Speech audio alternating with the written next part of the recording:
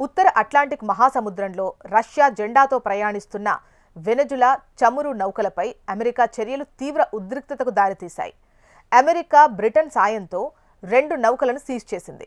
Russia జెండాతో వెళుతోన్న మారినేరా నౌకను America అధీనంలోకి తీసుకుంది. మరో నౌక సోఫియాను కూడా బ్రిటన్ సాయంతో నియంత్రణలోకి తెచ్చుకుంది. ఈ చర్యలపై రష్యా అధ్యక్షుడు వ్లాదిమిర్ పుతిన్ ఘాటుగా స్పందించారు. తమ నౌకను సీజ్ చేసే అధికారం ఏ దేశానికి లేదని పుతిన్ స్పష్టం చేశారు. నౌకల్లోని సిబ్బందిని ఇబ్బంది పెట్టొద్దు అంటున్నారు. ఇక అమెరికా చర్యలు అంతర్జాతీయ చట్టాల ఉల్లంఘన అని రష్యా విమర్శించింది.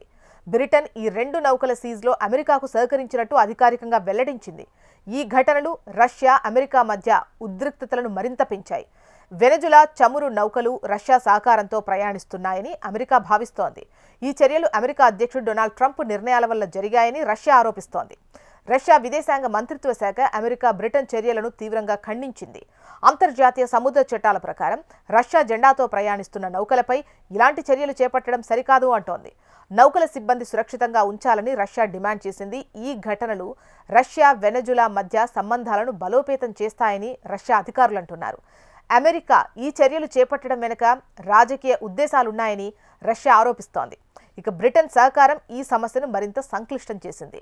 ఈ ఉద్రిక్తత ఉత్తర అట్లాంటిక్ మహాసముద్రంలో ఇతర దేశాల నౌకలపై ప్రభావం చూపుతుందని ఆందోళన వ్యక్తమవుతోంది. రష్యా ఈ విషయంలో అంతర్జాతీయ సంఘానికి ఫిర్యాదు చేసే ఛాన్స్ ఉంది. ఈ చర్యలు రష్యా, అమెరికా మధ్య ఉద్రిక్తతలను మరింత పెంచాయి.